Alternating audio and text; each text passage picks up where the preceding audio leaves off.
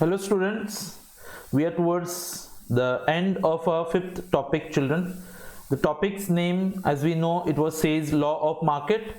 Say's law of market children basically is a statement which says that supply will create its own demand.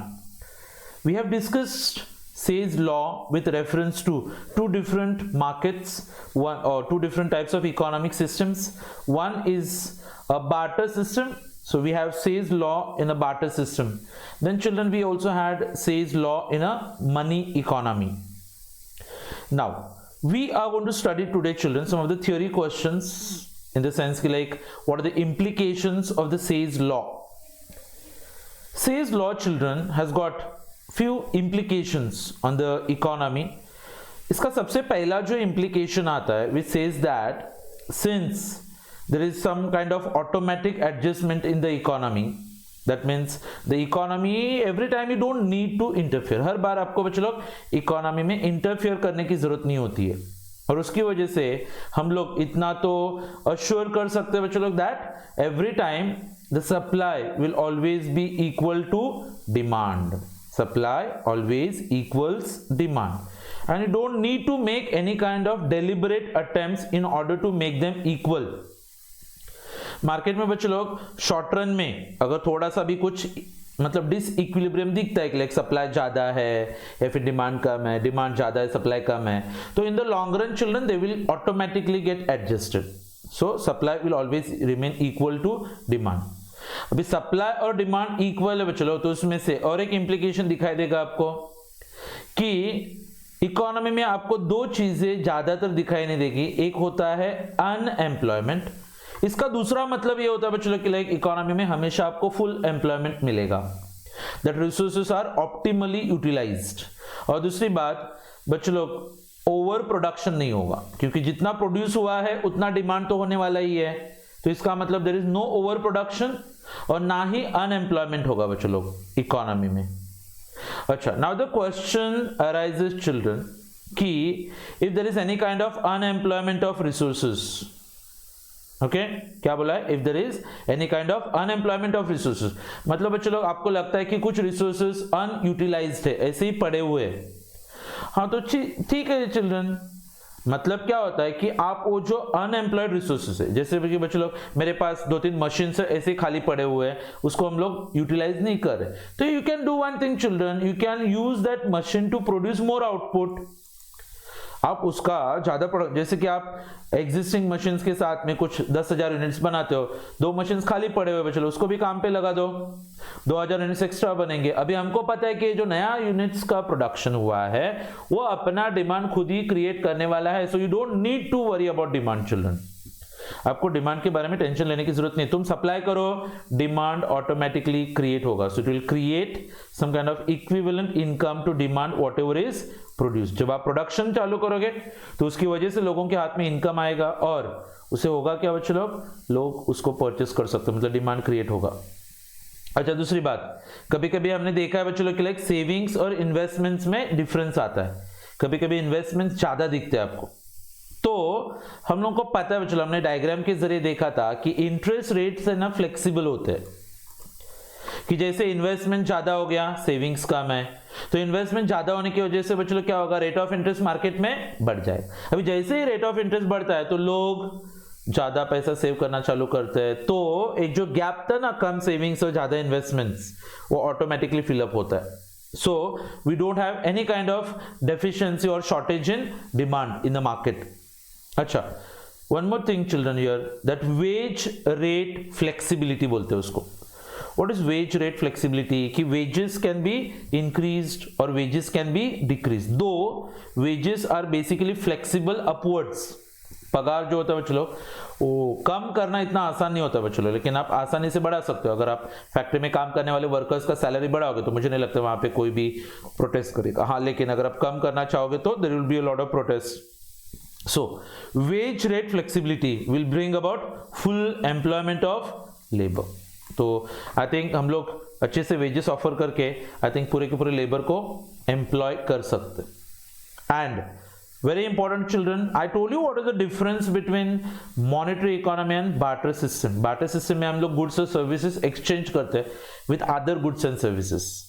अच्छा, money economy में हमने देखा है that money is used as a medium of exchange to facilitate transactions. तो transactions को आसान करने के लिए हमने किसको इंट्रोड्यूस किया है बच्चों लोग? पैसे को. तो ये implications होते हैं बच्चों लोग, इम्पैक्ट होता है अपने इकोनॉमी के ऊपर सेज लॉ का. अच्छा, now any law children would be impracticable without certain assumptions. तो क्या क्या assumptions होते हैं देखते हैं. सबसे पहले देखो, full employment of labour and resources. ये तो हमने ऑलरेडी डिस्कस किया हुआ है बच्चों लोग कि जितने भी क्लासिकल इकोनॉमिस्ट है जिनके नाम भी हम लोग को पता है, okay, David Ricardo, for example like J S Mill, Irving Fisher, ये सब लोगों ने अज्यूम किया बच्चों लोग कि इकोनॉमी में फुल एम्प्लॉयमेंट होगा. और फुल एम्प्लॉयमेंट होना बच्चों लोग कोई एबनॉर्मल सिचुएशन नहीं होता, it's a very normal situation. और अगर बाय चांस थोड़ी देर के लिए मार्केट में if there is some kind of unemployment, तो थोड़ी देर के बाद वापस से economy will return back to its original position of full employment. मतलब कुछ भी सिचुएशन में फुल एम्प्लॉयमेंट हासिल कर ही सकते हैं हम लोग. यस.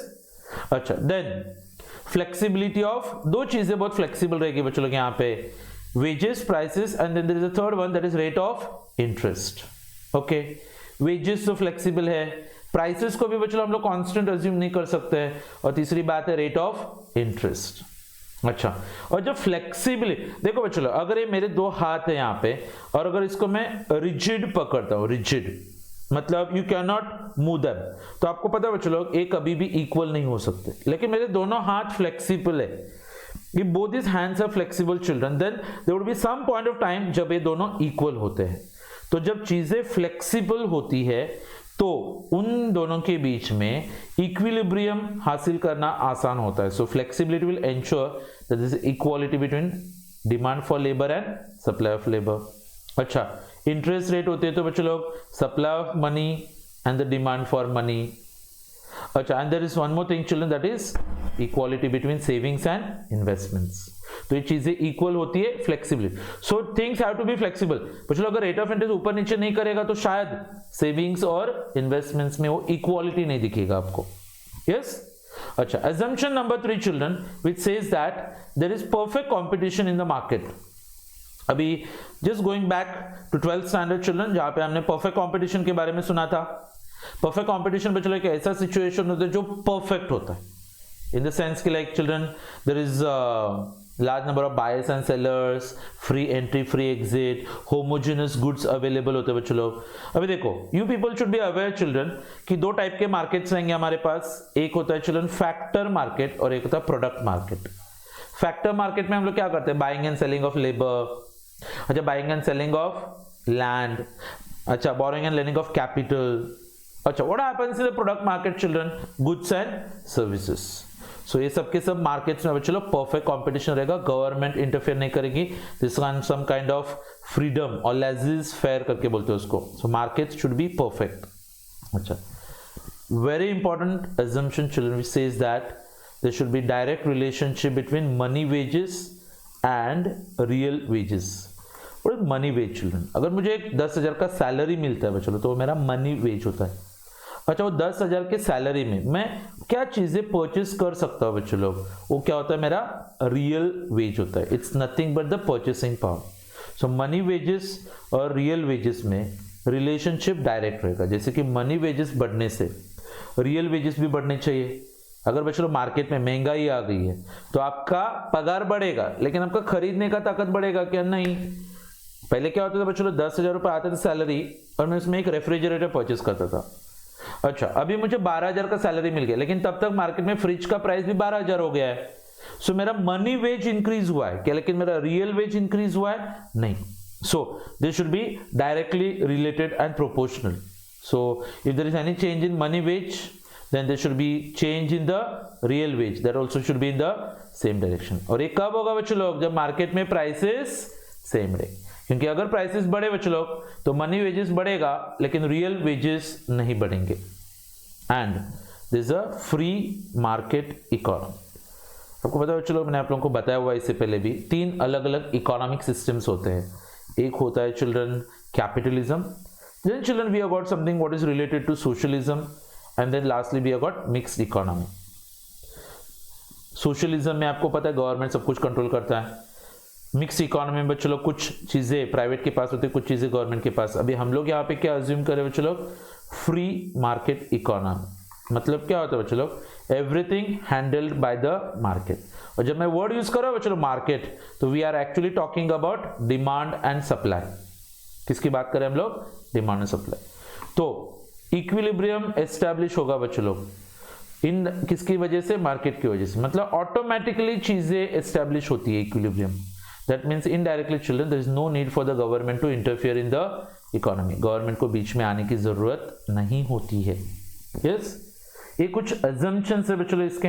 अभी जहां पे अजम्पशंस है वहां पे आपको फ्री में कुछ क्रिटिसिज्म्स या फिर लिमिटेशंस मिलेंगे. Just because children I have always taught you कि अजम्पशंस रियल नहीं होते हैं. हम लोग अज्यूम करते कि ऐसे होता है. अभी सवाल आता है कि like sir why do we assume करते क्यों है, क्योंकि वैसे नहीं होता है इसलिए हम लोग उसको अज्यूम करते हैं. अच्छा, अगर वैसे नहीं होता है मतलब वो उसका लिमिटेशन हो गया. ठीक है. अच्छा, नाउ चिल्ड्रन सेज लॉ ने हम लोग को बताया कि लाइक ऑटोमेटिक टेंडेंसी होता है, फुल इक्विलिब्रियम. हाँ, लेकिन आप सबको पता है कि लाइक ना ये ऑटोमेटिक इक्विलिब्रियम को बहुत सारे लोग एक्सेप्ट नहीं करते. अच्छा, और क्योंकि इसके बहुत सारे अजम्पशंस है बच्चों लोग जो अनरियलिस्टिक है, उसकी वजह से ये क्लासिकल थियरी को बहुत सारे इकोनॉमिस्ट ने क्या किया हुआ है, रिजेक्ट किया हुआ है. ये तो होते रहता है, आप सब लोगों को पता है. ठीक है. अच्छा, सो क्वेश्चन अराइजेस चिल्ड्रन कि केन्स ने बुक लिखा था 1936 में. बुक का नाम क्या था पता है आपको, general theory of employment, interest and money. अच्छा, और उन्होंने बच्चों लोग मतलब जो अंडरलाइन थियरी है ना बच्चों लोग केन्स का, उसको ही उन्होंने यहाँ पे टोटली रिजेक्ट किया बच्चों, ही टोटली अटैक. जैसे कि एक आध एग्जांपल देने का रहेगा तो उन्होंने क्या अज्यूम किया, there is no need for the government to interfere. जबकि केन्स ने बोला बच्चों लोग कि there is a need for some deliberate intervention by the government so that the economy will function properly. आप सबको पता है अगर गवर्नमेंट इंटरफियर नहीं करेगा इकोनॉमिक्स में तो इकोनॉमिक फ्लक्चुएशंस बढ़ जाएंगे चिल्ड्रन. ठीक है. सो केन्स क्या बोलता है कि फुल एम्प्लॉयमेंट जो है ना, फुल एम्प्लॉयमेंट ये कभी कभी होता है and it's not so special for him, ये ऑटोमेटिकली चलते रहता है. बट समटाइम्स इक्विलिब्रियम को डेलिबरेटली लाना पड़ता है. अच्छा, अभी जितने भी क्लासिकल अजम्पशंस थे जो क्या बोलते थे ऑटोमेटिक सब चीजें ठीक होती है. हमने एक टॉपिक पढ़ा है बच्चों लोग, बिजनेस साइकिल्स. हमने देखा था किस तरीके से अप्स एंड डाउन्स होते हैं बिजनेस में. यस, अभी ये लोग क्या बोलते हैं, ऑटोमेटिक एडजस्टमेंट होता है. क्या होता है, ऑटोमेटिक एडजस्टमेंट. अगर इकोनॉमी डिप्रेशन जाएगा तो ऑटोमेटिकली वो रिकवर भी करेगा. लेकिन 1930s का जो डिप्रेशन हुआ था स्टार्ट बच्चों लोग, जब वर्ल्ड वॉर 1918 में खत्म हो गया और towards the end of 1929 we started with the great depression of 1930s. तो सवाल था कि लाइक डिप्रेशन बच्चों ऑलमोस्ट 1935-36 तक चल ही रहा था, बहुत साल तक था. तो सवाल था कि अगर चीजें ऑटोमेटिकली ठीक होती है तो फिर ये डिप्रेशन क्यों ठीक नहीं हो रहा था.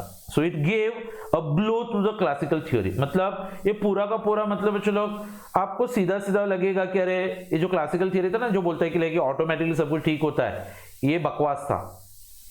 और ये जो इतना अनएम्प्लॉयमेंट बढ़ रहा था बच्चों लोग, तो ध्यान रखना केन्स ने बताया था कि लाइक ये अनएम्प्लॉयमेंट को ठीक करने के लिए गवर्नमेंट को कुछ स्पेशल स्टेप्स उठाने पड़ते हैं. और ये पूरा का पूरा क्लासिकल थ्योरी बच्चों लोग अनरियलिस्टिक हो गया था. ठीक है. अच्छा, so what are some of the limitations of this theory. अभी अभी हमको बताया गया था बच्चों लोग कि फ्लेक्सिबल होते हैं वेजेस. वेजेस क्या होते हैं, फ्लेक्सिबल. लेकिन आपको पता है बच्चों लोग वेजेस पगार है ना सिर्फ ऊपर की तरफ फ्लेक्सिबल होता है. तुम उसको कम करने के लिए जाओगे तो आपको सबको पता है कि वो फ्लेक्सिबल नहीं होते. अच्छा, ना सपोज कि आप बच्चों लोग किसी कंपनी में आप सीधा जाके किसी का सैलरी कम कर सकते हो. Can you reduce money wage? No children, it is very difficult. Why? Because there is a concept of trade unions. क्या होता है, ट्रेड यूनियन. ट्रेड यूनियन में क्या होता है बच्चों, एक फैक्ट्री में काम करने वाले सब वर्कर्स अपना एक यूनियन बनाते हैं. हाँ, तो वो लोग कलेक्टिव बार्गेनिंग करके पगार बढ़ा के ले सकते हैं. लेकिन जिस दिन तुम बोलोगे ना कि हम लोग सैलरीज कम करने वाले आपका, हाँ, तो वो लोग हड़ताल पे बैठेंगे, तोड़फोड़ करेंगे, आंदोलन करेंगे या फिर लॉकआउट भी कर सकते हैं बच्चों लोग. अच्छा, दैट मीन्स कि workers would always fight very hard to prevent reduction in money wages brought about by a rise in general price level. जब prices बढ़ते बच्चे लोग तो वर्कर्स को ऑटोमेटिकली अपना पगार कम लगता है, हाँ, तो वो लोग स्ट्रगल करेंगे कि उनका वेजेस कम ना हो. And they suffer from money illusion. Money illusion का मतलब क्या होता है बच्चे लोग कि they always require more money. जब महंगाई बढ़ती है तो लोगों को लगता है कि लाइक हम लोग के पास थोड़ा ज्यादा पैसा होना चाहिए. ठीक है. अच्छा, रियल वेजेस को हम लोग रिड्यूस कर सकते हैं बच्चों लोग, और उससे क्या होगा बच्चों लोग, we can stimulate employment more easily by allowing prices to rise by then reducing money wage rates. तो सैलरीज कम करके हम लोग बच्चों लोग थोड़ा एम्प्लॉयमेंट को स्टिम्युलेट कर सकते हैं. लेकिन कौन सा सैलरी बच्चों लोग, रियल वेजेस. क्योंकि आप सबको पता है मनी वेजेस को आप रिड्यूस नहीं कर पाओगे. अच्छा, दूसरी बात, here one more thing children, you can observe that under employment equilibrium करके दिया है. See there is a full employment equilibrium, मतलब फुल एम्प्लॉयमेंट भी आएगा और aggregate demand would be equal to aggregate supply.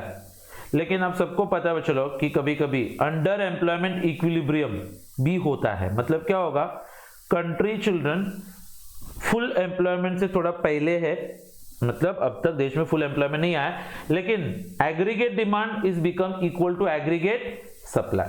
तो बात करेंगे बच्चों हम लोग नेक्स्ट लेक्चर में एग्रीगेट डिमांड और एग्रीगेट सप्लाई. हाँ, तो अब सबको पता है बच्चों लोग कि ऐसे भी हो सकता है कि इकोनॉमी अब तक फुल एम्प्लॉयमेंट रेट पे नहीं पहुंचा है, लेकिन फिर भी देश में एग्रीगेट डिमांड और एग्रीगेट सप्लाई इक्वल है.